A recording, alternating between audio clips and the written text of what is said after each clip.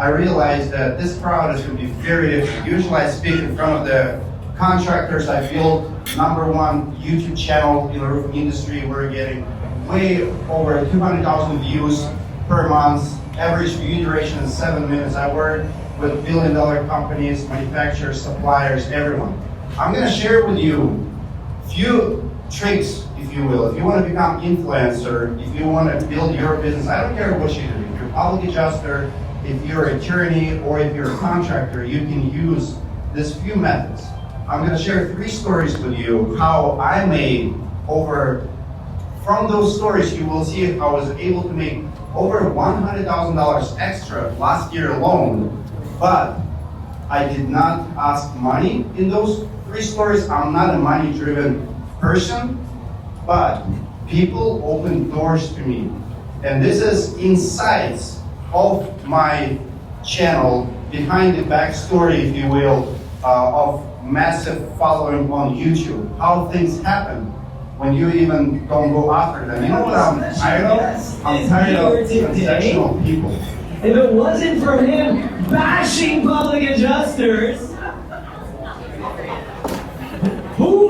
raise your hand if you saw when on social media, YouTube and everything, Dmitry Lipinskiy and another public adjuster were just like going at it on it was like a Zoom video and the public adjuster was going crazy. You didn't see it? Yeah, raise your hand if you saw it. Seriously guys, raise your hand. I want to see if you actually saw it, okay?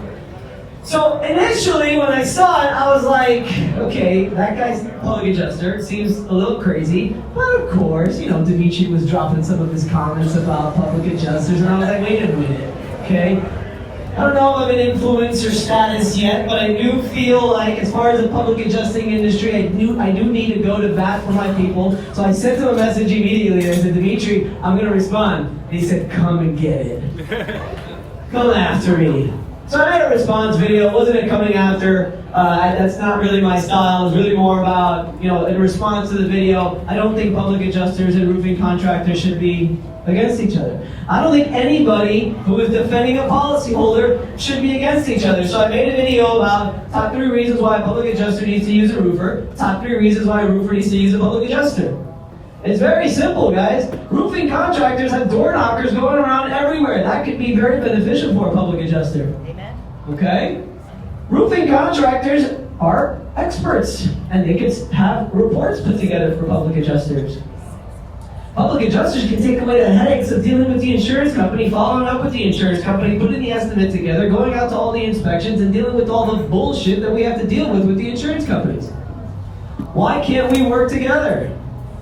So, Dmitry was nice enough to put me on one of his podcasts, and I asked him if we could do a podcast together, and he did not want to do it on Zoom. He wanted to come here in person. And it just so happened to be around this time, and I asked him if he would speak at this event, and he was nice enough to say yes. And he even got Jason Berg out here, which is like one of my idols. So, the fact of the matter is Dmitry's here. He's nice enough to come out and speak. So, I mean, there's not really much I have to say. Who doesn't know who Dmitry Lipinskiy is? Raise your hand if you do not know who Dmitry Lipinskiy is. Okay? All right, not many. So if you're in the roofing industry, if you're in the restoration contractor industry, if you're in the YouTube industry, chances are you know this guy, Dmitry Lipinskiy. Thank you so much for coming out, and knock him out. First of all, I want to know where my friends and enemies are. Raise your hand if you're a contractor. Raise your hand if you're a public adjuster. All right. You're a minority. Who is everybody else? All right, guys. My topic today is very simple. Do not be transactional with your door openers. We know who door knockers are, but you have people in your life who will open doors for you, a lot of doors.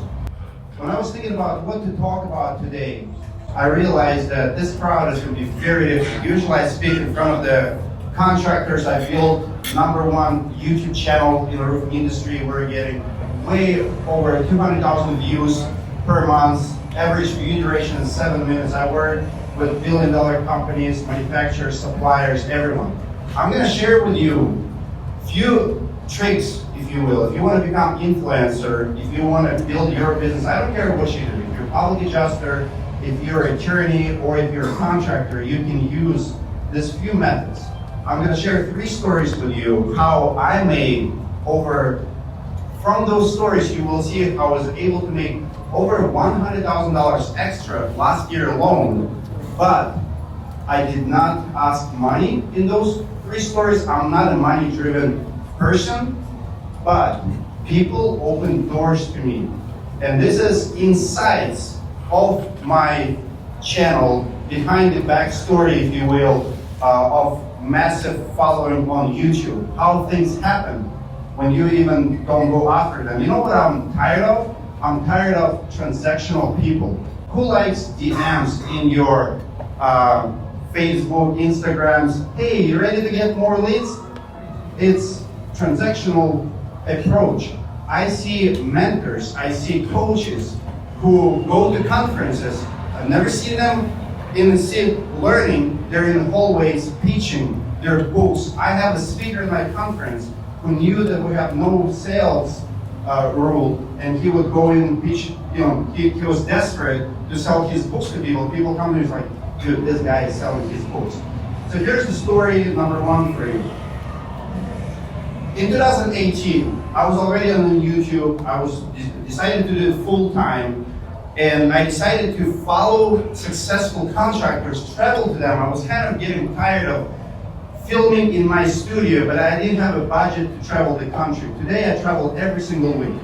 You call me and say you want to interview me. If I have interest in interviewing you, I'm buying a first class ticket. I'm flying to you. We're going to meet and we're going to do business together. But 3 years ago, it was not the case. I wanted to do it full time, but I didn't have even budget for it. I followed this one guy. His name is Justin Woodruff. He was trending in 2018. You remember that? $7.5 million, a regular roofing company in South Carolina or North Carolina. So I called him, I was like, Jason, I like what you're doing. What about me? If we fly to you and share your story, you build $7.5 million roofing company in 3 years, and you're not even from this industry.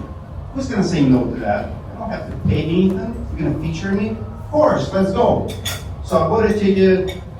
Me and my video guy came in, 2 nights, 1 full day. We did a lot of content together for his channel. I did not pitch him anything, but at the end he asked me, can I hire you to do a few videos for my channel? It was like $1,000 or $2,000. That's not the point of the story. So I got my travel pretty much paid by that. He offered me. I didn't ask for it. About 3 weeks later, Justin Woodruff calls me and said, Dmitry, you need to go and visit my friends in Kansas, Apple Roofing. Dustin Bigler, one of the biggest players today in the roofing industry. I did not know who they are. I literally Googled the company. Who the heck is the company? Apple Roofing? Apple is computers. I love Apple computers, but I never heard about Apple Roofing. Next thing I know, he introduces me to Dustin Bigler. I called him, offered the same thing. We'll come to you. I visited over 100 companies in the last 3 years. To this day, that's absolute highlight of our channel. When I travel, when I ask people, what's the best roofing insights video you've seen? People like Apple Roofing. They have $6 million facility paid off. Like it looks like IT company, tech company. They don't look like a roofing company. We were so impressed with my video guy. I think we even drove there. They were like 7-8 hours from Minneapolis, something like that. It was so impressive. We did interview with them, we did company tour. I arm wrestled Dustin Bigler at one. It was good company tour. He challenged me, as always. They all do. So we did the tour.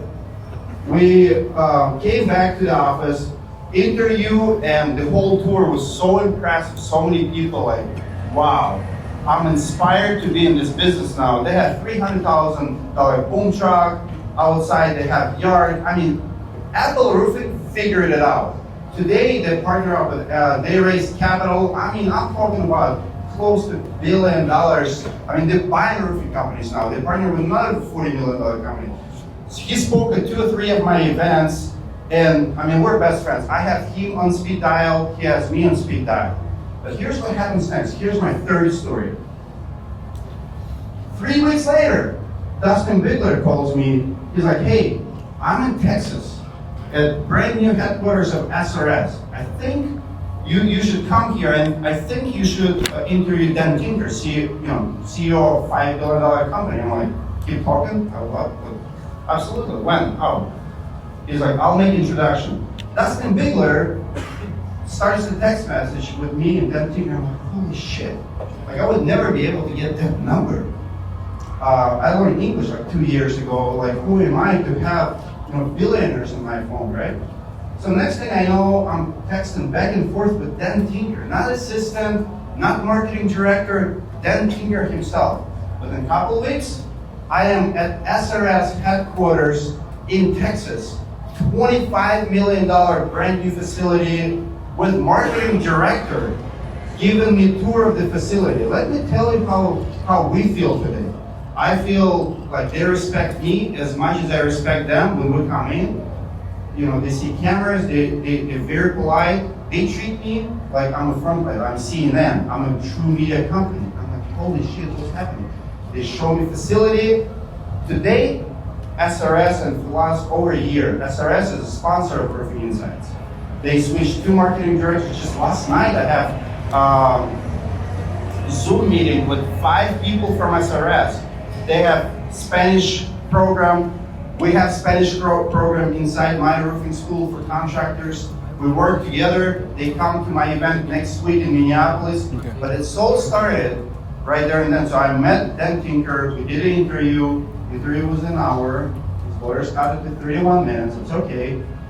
You're not gonna cut my ego like that. You can't get it all, right?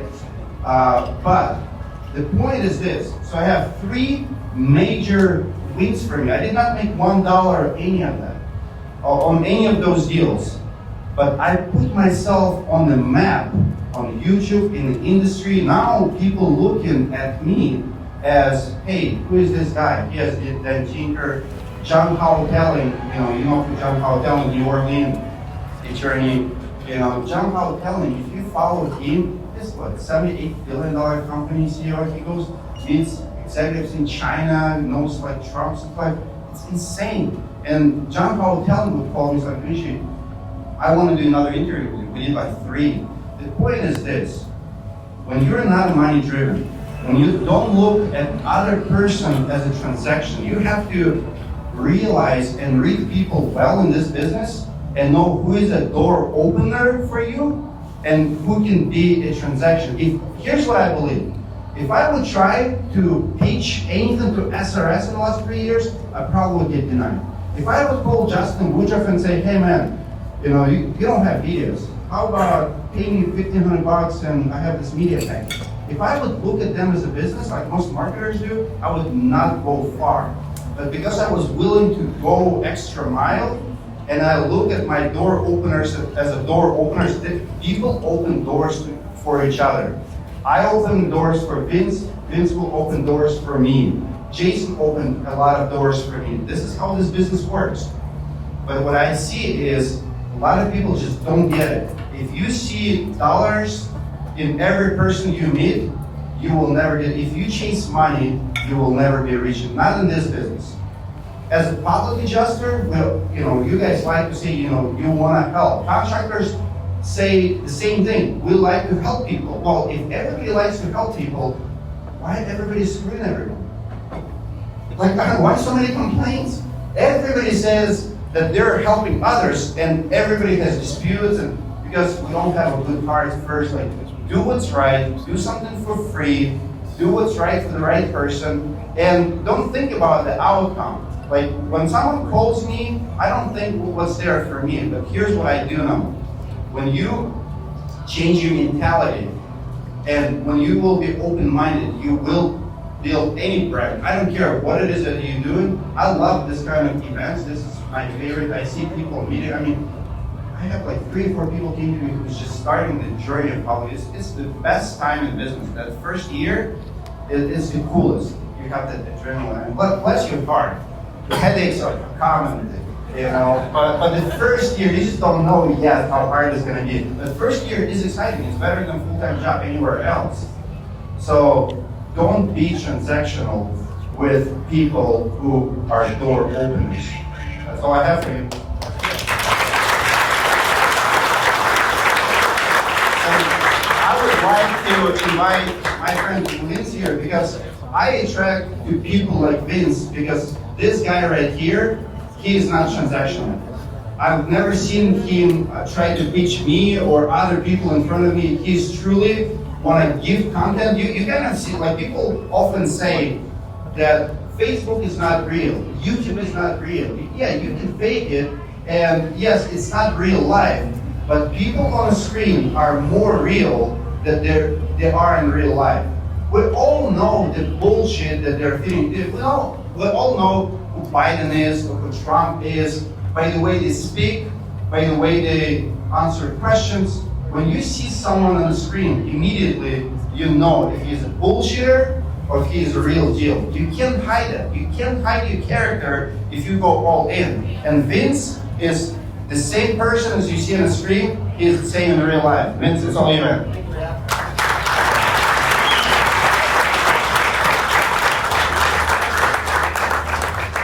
Wow, he brought it, huh? That was awesome. Now, guys, give him a round of applause. That was phenomenal. It's so true, guys. If you're just chasing the money, you're just going to keep chasing like one of those dogs just because it's never going to be enough. It's never going to be enough. You always need more. So just going to keep chasing your tail round and round and round. But when you develop relationships with people, you build relationships with people, you actually care about the people that you're working with and they care about the people that you're working for, it goes a long way. So I wanted to also educate you guys. You know, Dmitry definitely dropped some knowledge and I appreciate that. That's what this is all about. I want you guys to come out of here energized. I want you guys to come out of here knowledgeable, more educated than you were before. Whether you've been doing this in this business for 10 days or for 10 years, I think if you walk out of this with just one thing, I think it's all worthwhile. So I'm going to teach you guys what I like to really teach is the elite claims process. All right, my company is Elite Resolutions, and we've come up with an elite claims process that we teach to our adjusters, and we also teach to adjusters all over. And I'm going to basically give it to you in a nutshell of what the process is about. But let me tell you something about the process. I'm not teaching you really much of anything except the fact that you should have a process. Everyone should have a process. Raise your hand if you've read E-Myth Revisited. Okay? If you haven't, read it. If you run a company, read it. Okay? If you run anything at all, you need to have processes. It's so important. Okay? And that's kind of like what this is all about. Is if you don't follow our process, at least have a process. Yeah? So a lot of people that I think are here because, well, we all have it, right? We all have a lot of common fears. You know, a lot of the common fears that we have in this industry when you're just starting out is going to be things like, you know, confidence, right? It's going to be things like getting paid, okay? I think a big issue that a lot of public adjusters in particular have, and now roofers are starting to get it also, is you're presenting claims and they don't get paid, or they get denied, or they drag out for a long time. Okay? For public adjusters just starting out in the business, I get a lot of messages of adjusters who are upset because their claims never close or their claims never get paid. What if I told you if you just followed a simple process of notifying the insurance company and following up with the insurance company and actually working the claim, that you can get paid faster and you can get paid more? Would you guys like that? Right? So that's a big one. Getting coverage. Just getting coverage. It's just difficult in its own. But if you're not providing enough evidence and documentation, how do you expect to get coverage? Who has signed a claim and not taken a single photo while you were on site? Come on, admit it. Admit it. Come on, nobody? Am I the only one raising my hand? Because I have. I've walked into a claim before, signed a claim, and not taken a single photo. Because I told myself, the insurance company's going to take photos, so why do I have to? That's dumb. Gotta take photos. So documentation is so important. Meeting with the carrier. I know a lot of people, they get very nervous when they're about to have an inspection with the insurance company. They're concerned about what the insurance company is going to say. They're concerned about what the carrier is going to think about the loss. They're concerned about, are they going to be able to argue any kind of specific damages in roofing materials and flooring materials. If you follow a simple process and you know exactly what you're doing, you don't have to worry about that stuff. What about just having the overall knowledge, okay? Another thing I think is very important in this business is mentorship and relationships, which I'm going to get to that at the end of the presentation about making sure that you're surrounding yourself with game changers. So what's the solution? It's process. Process ultimately equals freedom.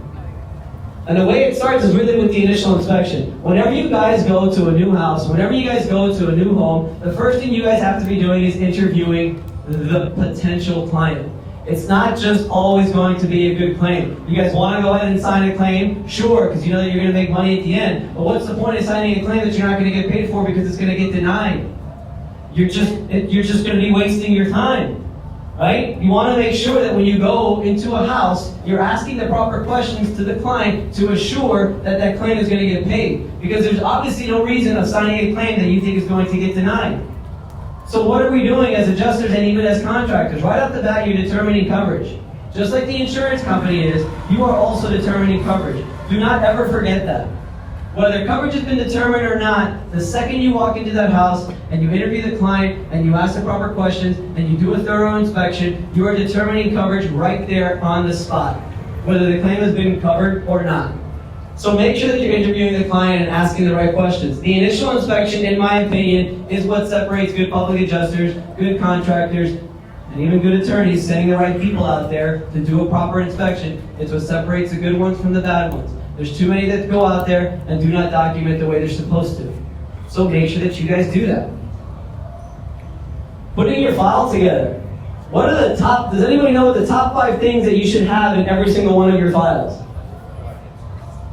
Gotta have photos. You should always have your contract. Obviously. Photos, contract. Direction pay. Anything else? DOP. Anything else? Proof of loss. Proof of loss. Anything else? Storm date. Wind report. Estimate. Yeah. And expert documentation and or mitigation. I'm a firm believer of it. I know there's other public adjusters out there that don't need any expert documentation because they feel that they're the experts, and that's okay. Me, personally, I like to have expert documentation. So if I work with a roofer, any roofer at all, I'm going to ask that roofer if and when I get that referral, if along with it, I can get just a simple paper with their letterhead telling me exactly their professional opinion, what they found on site, and why they feel that that damage is as a result of that wind event. Where's Grant? Is he still here? He left already? Almost fast.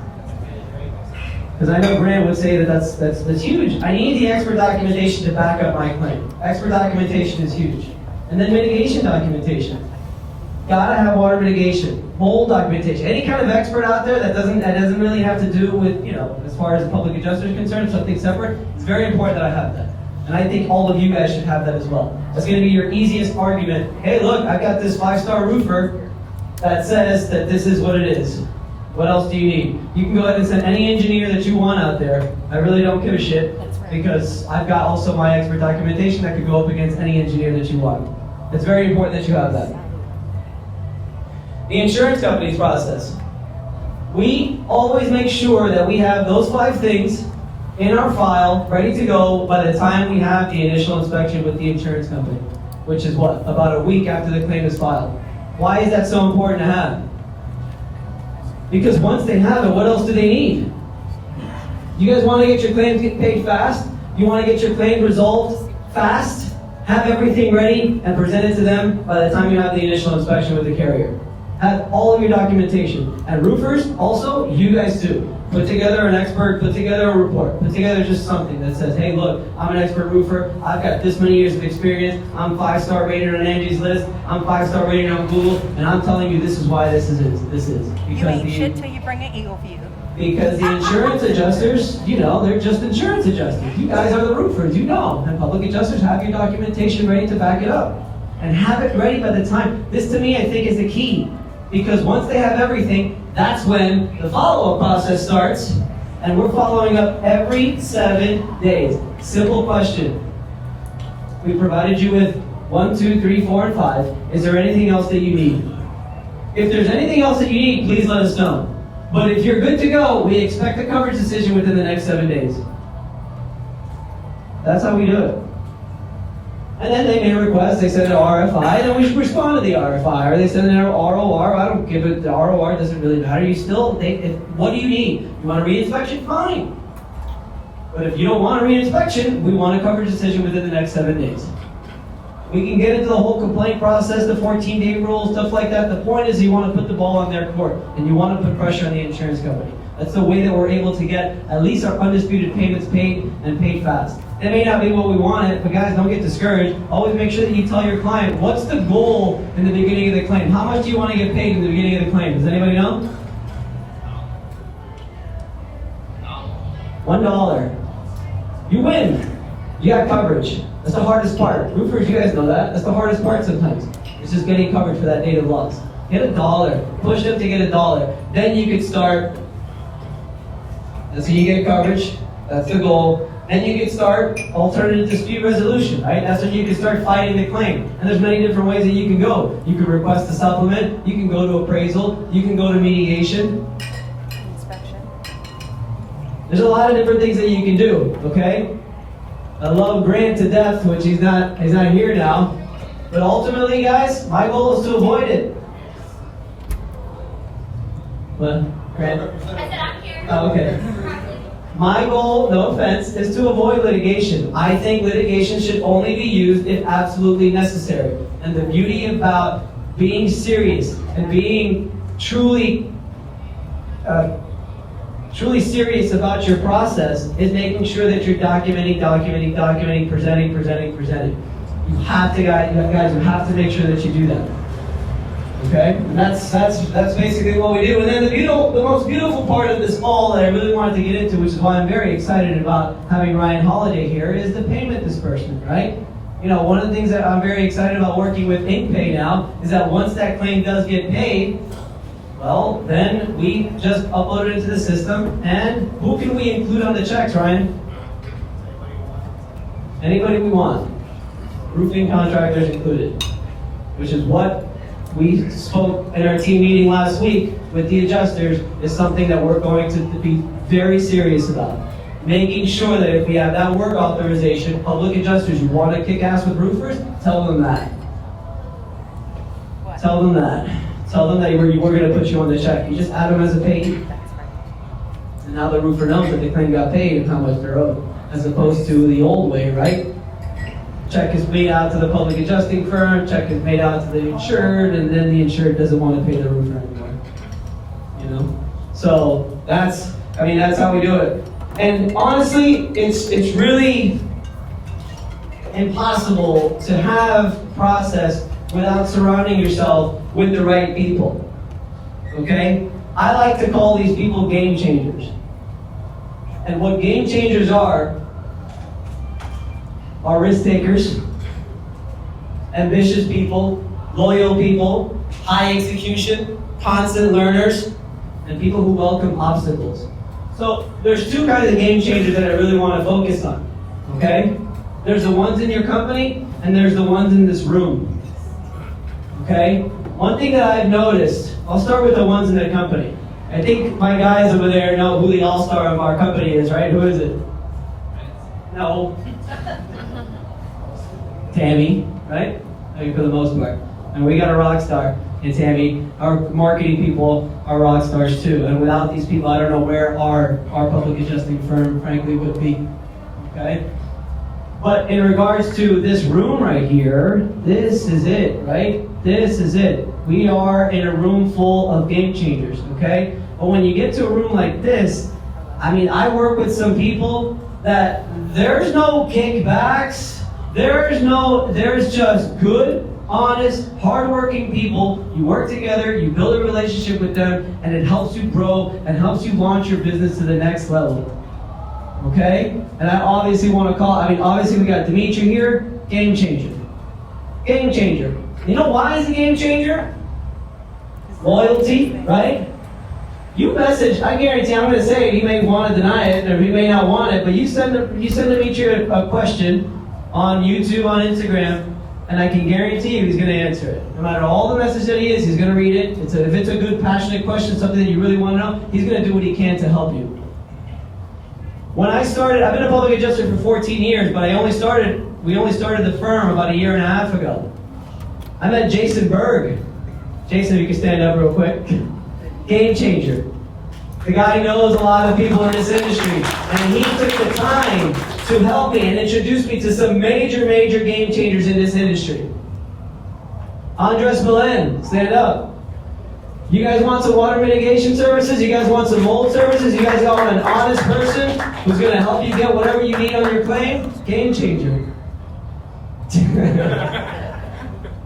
I just surrounded myself with a good one. Jeremy Davis, my accountant, guys. If you guys need an accountant, this guy's the man right here.